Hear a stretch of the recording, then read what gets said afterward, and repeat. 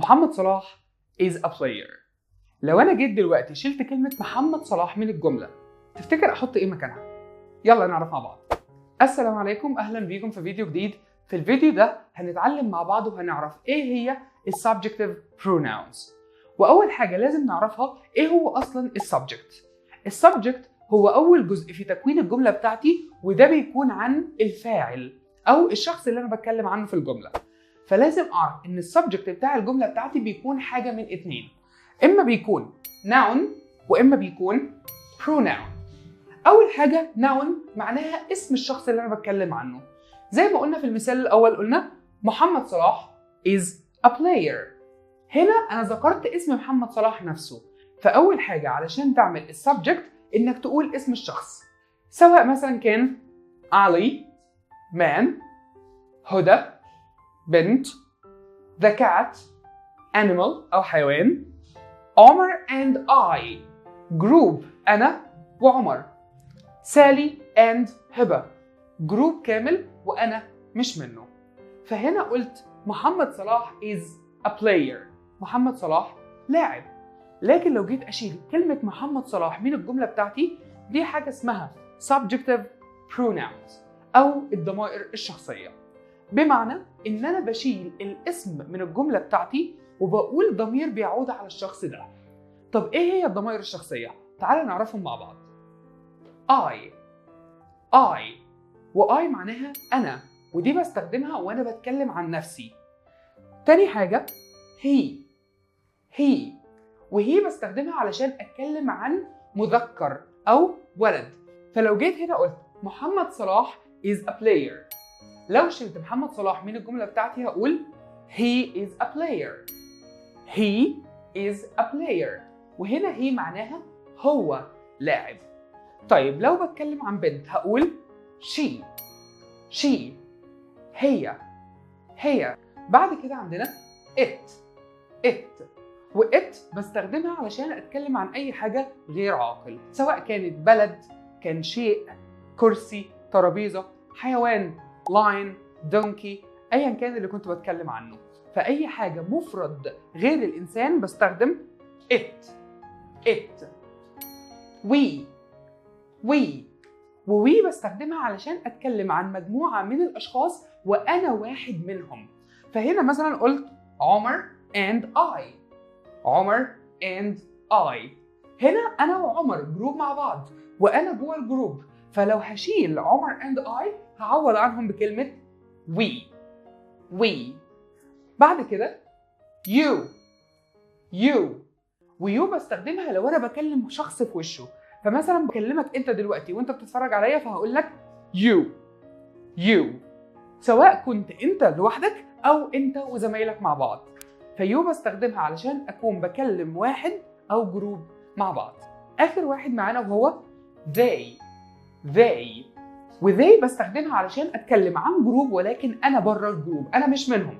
فمثلا قلت سالي and هبة، ده جروب ولكن انا مش فيهم، انا بتكلم عن اتنين تانيين. فهنا هل ينفع احط وي؟ no، انا مش منهم، فهقول they. فكده عرفنا ان subjective pronouns هم 7. I he she it we you they. دول هما subjective pronouns. تعال بقى نتدرب اكتر على جمل مع بعض، يلا بينا. قلت هنا عمر is a student، هنا السبجكت بتاعي عمر. فلو جيت شلت عمر من الجملة، عمر مذكر فهشيل واحط he. فهنا هقول عمر is a student، he is a student. مثال تاني قلت إليسا sings. هنا إليسا طبعا كلنا عارفينها أنثى وبرضه بتغني، فعلشان بنت هنا هشيل إليسا وهقول she. فهنا هقول إليسا sings أو she sings. مثال ثالث، قلت the cat plays. the cat plays.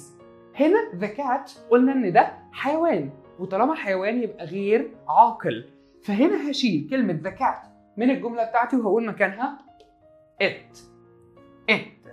فهقول the cat plays, it plays. طب ركز معايا في الرابع كده. My father and I sleep. My father and I sleep.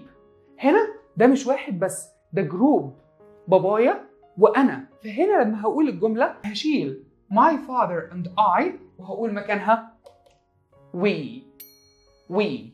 فبدل ما أقول my father and I sleep هقول we sleep.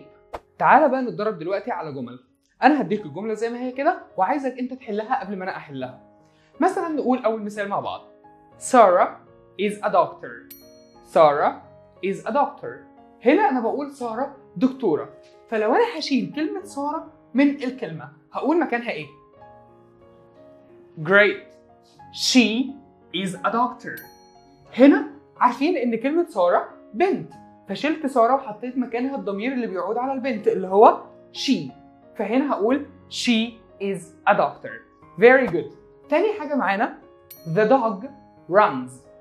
The dog runs. الكلب بيجري. فلو أنا دلوقتي عايز أشيل كلمة the dog هقول مكانها it. علشان هنا the dog حيوان وغير العاقل بنحط مكانه it. فهقول هنا the dog runs أو it runs. ثالث مثال معانا لو قلت my students study. My students study. الطلاب بتاعي بيدرسوا. هنا خلي بالك أنا قلت students اس الجمع، فده group. فلو هشيل my students هقول مكانها they. علشان هنا ده جروب من الطلبة، ولكن هل أنا طالب منهم؟ لا، فده جروب أنا بتكلم عنه، فقلت هنا my students study أو they study. طب ركز في اللي بعده كده. كريم is a teacher. كريم is a teacher. كريم مدرس. طب لو أنا شلت كلمة كريم ولد هقول مكانها he.